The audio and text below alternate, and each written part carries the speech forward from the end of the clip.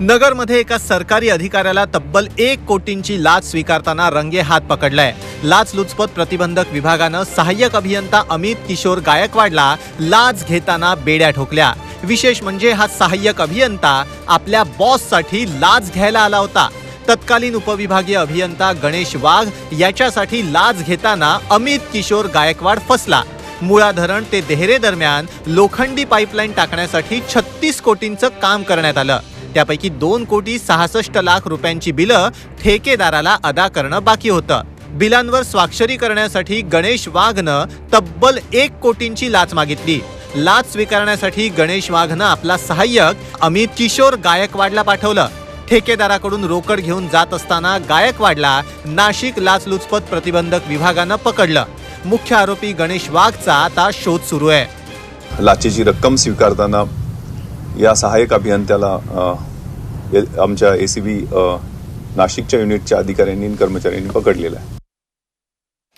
तर बातमी आहे मनोज जरांगेंवर सुरू असलेल्या उपचारांची। मनोज जरांगेंना वैद्यकीय उपचारांसाठी मुंबईत हलवण्याची शक्यता आता मावळली आहे। जरांगेंनी मुंबईत वैद्यकीय उपचार करून घेण्यासाठी नकार दिलाय। सध्या जरांगेंवर छत्रपती संभाजीनगरमधल्या रुग्णालयात उपचार सुरू आहेत। जरांगेंच्या लिव्हरला आणि किडनीला सूज आली आहे। 9 दिवसांपासून जरांगेंचं उपोषण सुरू होतं।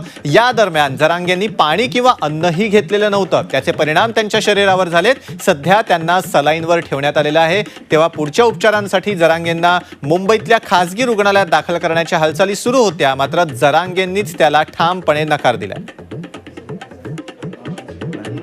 एकदम क्लिअर आहे, मी कुठं हलवायचं नाही, काय नाही, इथंच उपचार होणार, इथंच व्यवस्थित होणार, अडचण नाहीये।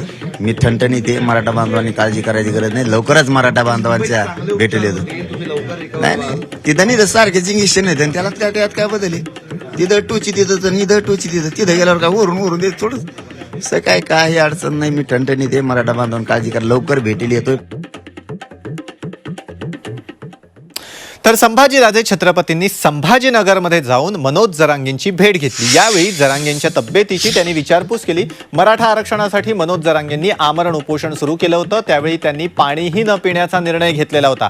मात्र संभाजीराजे छत्रपतींनी तेव्हा फोन करून जरांगेंना पाणी पिण्याची विनंती केली। दरम्यान जरांगेंना बळ देण्यासाठी आलो असल्याची प्रतिक्रिया संभाजीराजेंनी दिली। तसंच जरांगेंच्या मागण्या मान्य होतील असा विश्वास देखील संभाजीराजे छत्रपतींनी व्यक्त केला।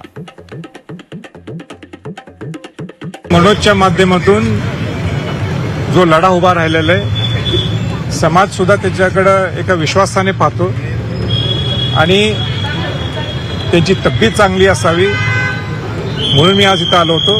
आणि मला सुद्धा पूर्ण विश्वास आहे की निश्चितपणाने ज्या मागण्या मनोज जरांगेंनी पुढे ठेवलेल्या आहेत त्या सगळ्यात क्लिअर होतील। तर सरकारच्या शिष्टमंडळानं मनोज जरांगेंची भेट घेऊन सरकारनं काढलेल्या नवीन GRची प्रत त्यांना दिली। नव्या GRमुळे राज्यभरातल्या मराठा बांधवांना कुणबी प्रमाणपत्र मिळणार आहे। तसंच 24 डिसेंबरची तारीख आरक्षणासाठी सरकारला दिल्याचं जरांगेंनी पुन्हा एकदा स्पष्ट केलंय। तर जरांगेंना मुंबई जॅम करण्याची वेळ येणार नाही असा विश्वास संदीपान भुमरेंनी व्यक्त केलाय।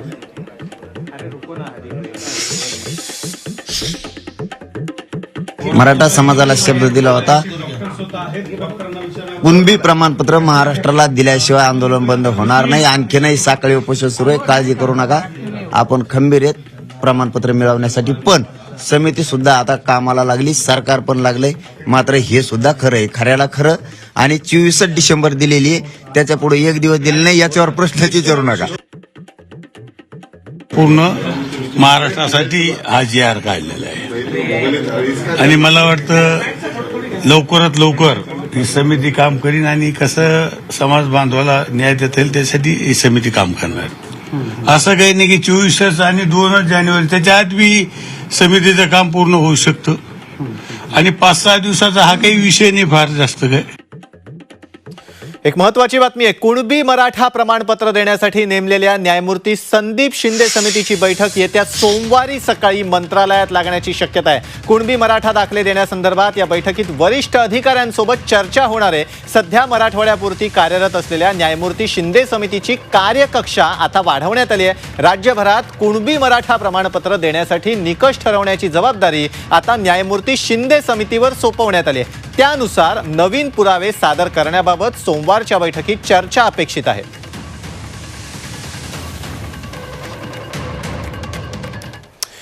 आणि आता बीडमधनं बातमी एक. बीडमधला हिंसाचाराचा मास्टरमाइंड हा स्थानिकच होता अशी माहिती पोलीस अधीक्षकांनी दिली आहे. मराठा आंदोलनावेळी बीडमध्ये लोकप्रतिनिधींच्या घराची आणि कार्सची जाळपोळ करण्यात आली होती. या हिंसाचार प्रकरणात आतापर्यंत 66 गुन्हे दाखल करण्यात आलेत, तर 144 आरोपींना अटक करण्यात आली आहे. तसंच दगडफेक आणि जाळपोळ प्रकरणात 300 लोकांची चौकशी सुरू आहे. हिंसाचाराचे व्हिडिओ आणि सीसीटीव्ही पोलिसांच्या हाती लागलेत. शोध सुरू असल्याची माहिती पोलीस अधीक्षकांनी दिली आहे.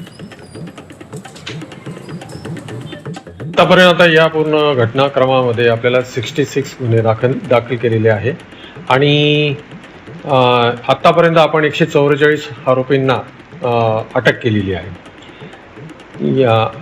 साधारणतः 300 लोकांना आम्ही संशयित म्हणून चौकशीसाठी बोलवलेलं होतं आणि त्यांचं इंट्रोगेशन केल्यानंतर त्यापैकी आम्ही 144 अटक केलेली आहे. याच्या मागचा कोणी पण असेल तो आहे, तो बीड जिल्ह्यामधलाच असण्याची शक्यता आहे.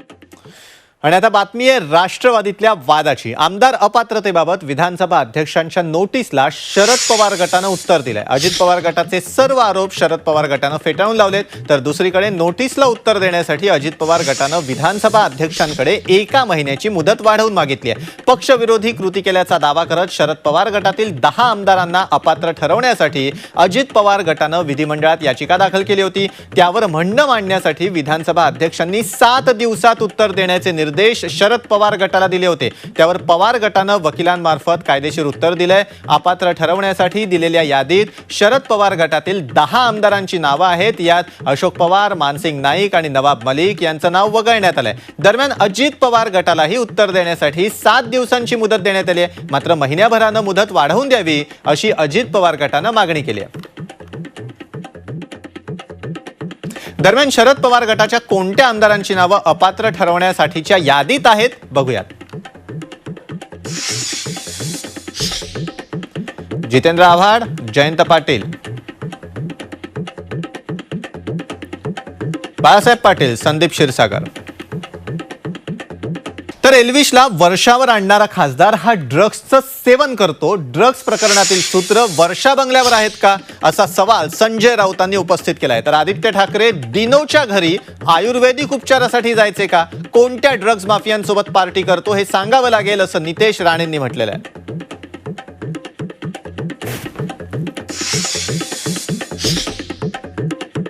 एक खासदार घेऊन जातो त्यांच्या गटाचा, जो स्वतः ड्रग्सचं सेवन करतो अशी माझी पक्की माहिती आहे अशा प्रकारे, आणि तो घेऊन जातो मुख्यमंत्र्यांकडे बसवतो. मुख्यमंत्री त्याच्या हातात आरतीची थाळी देतात आणि त्याच्या हातून आमच्या गणपतीची आरती केली जाते आणि मुख्यमंत्री बाजूला उभं राहतात.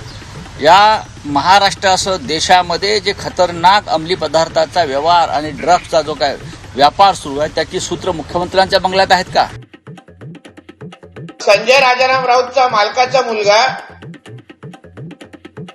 डिनो आणि डीजे चेतस आणि ह्या सगळ्या लोकांबरोबर त्या आयुर्वेदिकचं औषध घ्यायला बसायचा का? तर एल्विश प्रकरणावर गृहमंत्र्यांनी उत्तर द्यावं अशी मागणी शिवसेना खासदार संजय राऊतांनी केली. तर राऊतांचे मुख्यमंत्र्यांवरचे हे आरोप वैफल्यग्रस्ततेतनं आलेत असा पलटवार देवेंद्र फडणवीसांनी केलाय. मुख्यमंत्र्यांच्या टोळीतले हे खासदार कोण आहेत ज्यांनी या तुम्ही नाव घेत असलेल्या व्यक्तीला पोचवलं? त्याचं काय इथे आर्थिक संबंध आहेत? कोणाशी आहेत मुख्यमंत्र्यांच्या टोळीत सध्याच्या? याचं उत्तर या राज्याच्या गृहमंत्र्यांनी द्यावे लागेल. ज्यावेळेस तो येऊन गेला त्यावेळेस त्याच्यावर कुठला आरोप नव्हता. त्यावेळेस तो एक सेलिब्रिटी म्हणून त्या ठिकाणी आला असेल.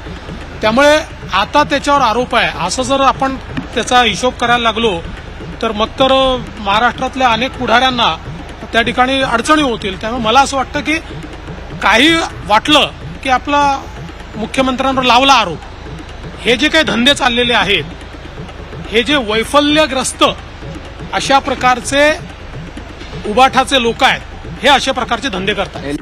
आणि आता बातमी आहे शंभूराज देसाई विरुद्ध सुषमा अंधारे वादाची। राज्य उत्पादन शुल्क मंत्री शंभूराज देसाई यांनी शिवसेना गटाच्या प्रवक्त्या सुषमा अंधारेंविरोधात पाटण कोर्टात तक्रार दाखल केली आहे। ड्रग्ज माफिया ललित पाटील प्रकरणात सुषमा अंधारेंनी शंभूराज देसाईंवर खळबळजनक आरोप केले होते।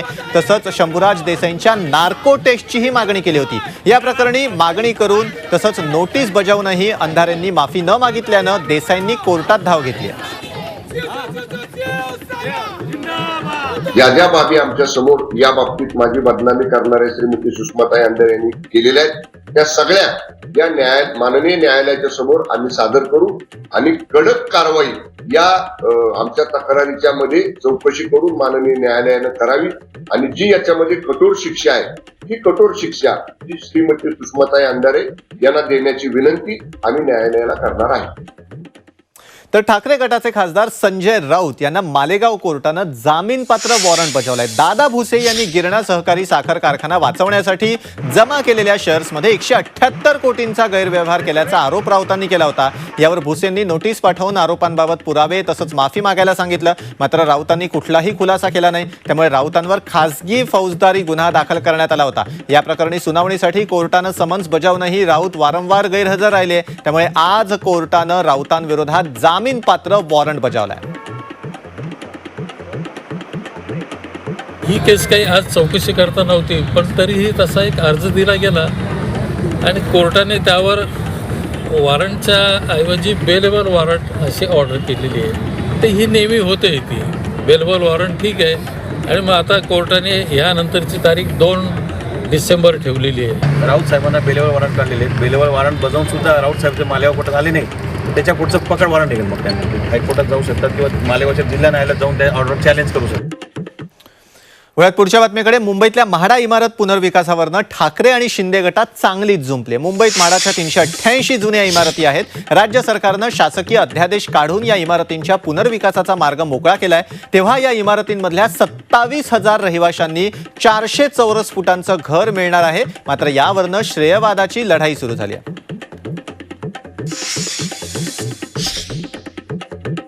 नाही, श्रेय घेण्याकरता अनेक उपटसूम उभे आहेत।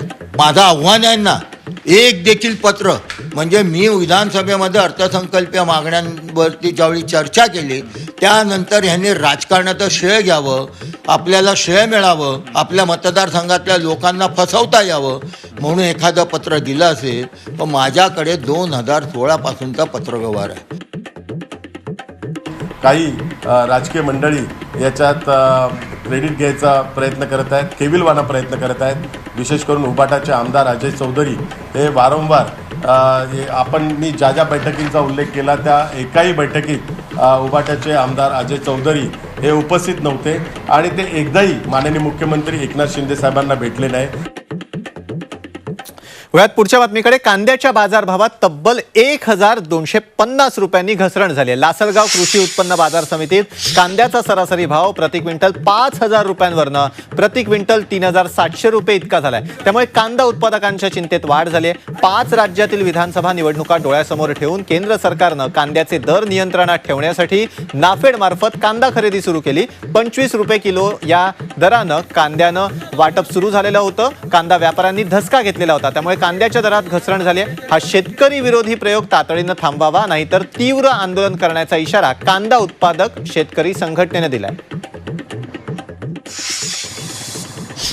केंद्र सरकारने नाफेड व NCCFचा जो कांदा आहे तो देशातील विविध राज्यांमध्ये 25 रुपये किलो या दराने विकण्यास सुरुवात केल्याने मागील 1-2 आठवड्यामध्ये कांद्याच्या दरात किंचित वाढ झाली होती। ती वाढ आता कमी होत असताना कांद्याच्या दरात किमान 1,200 ते 1,500 रुपये प्रति क्विंटल इतकी घसरण सुरू झाली आहे। महाराष्ट्रासह संपूर्ण देशातील कांदा उत्पादकांचे याच्यामुळे मोठ्या प्रमाणात आर्थिक नुकसान होत आहे। तर राज्यात उद्या गावागावांमध्ये निवडणुकीचा धुरळा पार पडणार आहे। गावगाड्याच्या कारभारी निवडण्यासाठी 2,359 ग्रामपंचायतींमध्ये मतदान होणार आहे। राज्यातली जनता थेट सरपंचांची निवड करणार आहे। 2,489 सरपंच जनतेतून निवडले जाणार आहेत। त्यामुळे गावागावात चुरशीचं वातावरण आहे। राज्यातल्या विधानसभा निवडणुकांनाही गावगाड्याचीही निवडणूक होतीये, तेव्हा ग्रामपंचायतींच्या निकालानंतर गावातला कलही काहीसा स्पष्ट होण्याची शक्यता आहे। त्याशिवाय राज्यातल्या 2,950 सदस्य पदाच्या आणि 130 सरपंचांच्या रिक्त पदांच्या पोटनिवडणुकीसाठीही उद्या मतदान होणार आहे. सकाळी 7:30 ते संध्याकाळी 5:30 या वेळेत मतदान पार पडेल, तर मतमोजणी सोमवारी होणार आहे. गडचिरोली आणि गोंदियाच्या नक्षलग्रस्त भागात मात्र मतमोजणी 7 नोव्हेंबरला मंगळवारी होईल. राज्यात सध्या शिंदे गट, भाजप आणि अजित पवार गट असं महायुतीचं सरकार आहे. राष्ट्रवादीमध्ये झालेल्या फुटीनंतर ही पहिलीच निवडणूक आहे, तर दुसरीकडे महायुती विरोधात इंडिया आघाडी अशी लढत होणार आहे. शरद पवार ठाकरे गट काँग्रेस महायुतीला टक्कर देताना दिसेल, तेव्हा गावगाड्याचा कौल कुणाला मिळणार याकडे सर्वांचं लक्ष लागलंय. तर ग्रामपंचायतीसाठी रविवारी मतदान पार पडणार आहे. आरोप प्रत्यारोपांपेक्षा चर्चा होतीये ती उमेदवारांवर केलेल्या जादूटोण्याची. राजकारणात सुरू असलेला हा अंधश्रद्धेचा बाजार कुठे सुरू आहे बघूया. राज्यातील सत्ता संघर्षानंतर ग्रामपंचायतींसाठी मतदान पार पडणार आहे. ग्रामपंचायत निवडणुका चुरशीच्या होत असताना उत्तर पुणे जिल्हा आणि पश्चिम महाराष्ट्रात मात्र पुरोगामी महाराष्ट्राला लाजवणारा प्रकार समोर आलाय. ग्रामपंचायत निवडणुकीत चक्क जादूटोण्याचा प्रकार घडल्यानं मोठी खळबळ माजली आहे. उत्तर पुणे जिल्ह्यातील सर्वात मोठी ग्रामपंचायत अशी ओळख असलेल्या तमाशा पंढरी नारायण गावात ग्रामपंचायत निवडणुकीत उमेदवारांना पराभूत करण्यासाठी काळी बाहुली, टाचण्या, टोचलेली लिंब आणि त्यावर उमेदवारांचा फोटो लावण्यात आलाय. इथं शिवसेना, भाजप तसंच इतरांना सोबत घेत माजी सरपंच बाबू पाटे यांच्या नेतृत्वाखाली मुक्ताई हनुमान ग्रामविकास पॅनल विरोधात राष्ट्रवादी काँग्रेसनं मुक्ताई हनुमान ग्रामविकास परिवर्तन पॅनल उभं केलंय. राष्ट्रवादीच्या पॅनलच्या सरपंच पदाच्या उमेदवार छाया केदारी आणि वॉर्ड क्रमांक 4चे उमेदवार प्रशांत खैरे, वैशाली निंबारकर, सारिका सोनवणे यांच्या फोटोला काळी बाहुली, लिंबू, टाचणी टोचल्याचा प्रकार समोर आलाय. या प्रकारानं ग्रामस्थही चांगलेच आक्रमक झालेत. आणि आता बातमी आहे रायगडमधनं. महाड MIDC स्फोट प्रकरणी आतापर्यंत 7 जणांचा मृत्यू झालाय, तर 4 जणांचा शोध अजूनही सुरू आहे. ब्ल्यू जेट हेल्थ केअर कंपनीत काल स्फोट झाला होता. त्यानंतर NDRF कडनं रात्री उशिरा बचाव कार्य आणि शोध कार्य सुरू करण्यात आलं. प्लॅन्टमध्ये ज्वलनशील रसायनं असल्यानं मशिनरीचा वापर करता येत नाहीये. केवळ मनुष्यबळाच्या सहाय्यानंच काम सुरू आहे, त्यामुळे बचाव कार्य संथ गतीनं सुरू आहे. दरम्यान मृतांच्या नातेवाईकांना कंपनीकडून 30 लाखांची मदत तसंच मुख्यमंत्री सहाय्यता निधीतून 5 लाखांची मदत केली जाणार आहे. सर्वच मृतदेह जळालेल्या अवस्थेत असल्यानं त्यांची ओळख पटण्यासाठी DNA चाचणी केली जाणार आहे. NDRFचं तळ महाडमध्ये होण्याला तत्वता मान्यता दिलेली आहे. बाकी ते रेग्युलर सुरू होण्यासाठी ज्या सेंट्रल गव्हर्नमेंटच्या परमिशन्स लागतात त्याच्यासाठी ते प्रकरण सेंट्रल गव्हर्नमेंटकडे आहे. त्याचा आम्ही पाठपुरावा करू आणि कोकणाच्या दृष्टीनं म्हणजे तळ कोकणाच्या दृष्टीनं अतिशय महत्त्वाचं NDRFचं तळ जर महाडला होणार असेल त्यासाठी आम्ही सगळे फॉलोअप घेऊ, त्याचा पाठपुरावा करू आणि भविष्यामध्ये पुण्यावरनं NDRFचे जवान आणावे लागणार नाहीत याची दक्षता घेऊ. आणि आता एक धक्कादायक बातमी आहे मुंबई विद्यापीठाच्या परीक्षा विभागाच्या भोंगळ कारभाराची. मुंबई विद्यापीठातील आयडोल अर्थात दूरस्थ शिक्षण संस्थेच्या विद्यार्थ्यांच्या उत्तरपत्रिका चक्क सार्वजनिक झेरॉक्स सेंटरवर आढळल्या. विद्यापीठाचा परीक्षा विभाग अत्यंत गोपनीय समजला जातो. याच विभागातील उत्तरपत्रिका बाहेर झेरॉक्ससाठी आणण्याचं कारण काय, असा सवाल युवा सेनेनं केला. आयडोल परीक्षा विभाग प्रमुखांवर कारवाईची मागणी युवा सेनेनं केली. मुंबई विद्यापीठाचे परीक्षा केंद्रामधलं जे कॅप सेंटर असतं ते अत्यंत गोपनीय असतं. तिथे विद्यार्थ्यांच्या उत्तरपत्रिका तपासल्या जातात, तिथे गुणपत्रिका तयार केल्या जातात. आता तिथे असा एक नवीन प्रकार उघडकीस आलेला आहे की तिथल्या उत्तरपत्रिका चक्क सार्वजनिक झेरॉक्स सेंटरवर झेरॉक्सला आणल्या जातात. विद्यापीठांना झेरॉक्स आणि स्कॅनिंगसाठी करोडो रुपयाचे कॉन्ट्रॅक्ट दिलेलं आहे खाजगी कंपनीला. असं असताना विद्यापीठाच्या उत्तरपत्रिका विद्यार्थ्यांच्या ह्या झेरॉक्स सेंटर येणं हे अत्यंत धक्कादायक बाब आहे. याच्यातून यापूर्वी अनेक प्रकार घडले आहेत. उत्तरपत्रिका गहाळ होणे, त्याच्यामुळे विद्यार्थ्यांचं नुकसान होतं. आणि आता विद्यार्थ्यांसाठी सर्वात मोठी बातमी आहे. SC विद्यार्थीही आता उत्पन्न कक्षेच्या मर्यादेत येणार आहेत.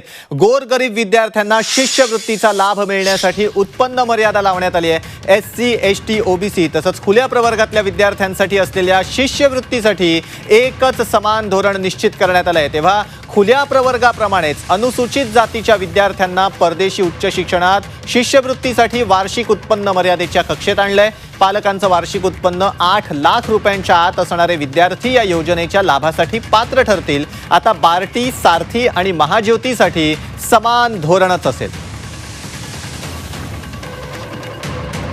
पुन्हा एकदा बघूयात महत्वाच्या घडामोडी एका मिनिटात. देशात 5 राज्यात होणाऱ्या निवडणुकांमध्ये जातीनिहाय जनगणनेचा मुद्दा पुन्हा चर्चेत आलाय. त्याला निमित्त ठरलंय केंद्रीय गृहमंत्री अमित शहांनी केलेल्या विधानाचं.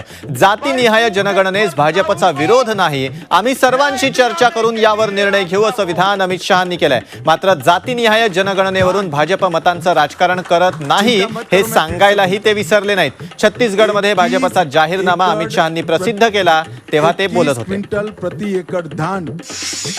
हम राष्ट्रीय राजनीतिक दल है, वोटों की राजनीति नहीं करते हैं. सभी से चर्चा कर जो उचित निर्णय होगा वो जरूर हम करेंगे और बताएंगे, परंतु इसके आधार पर चुनाव की नैया पार लगाना ठीक नहीं.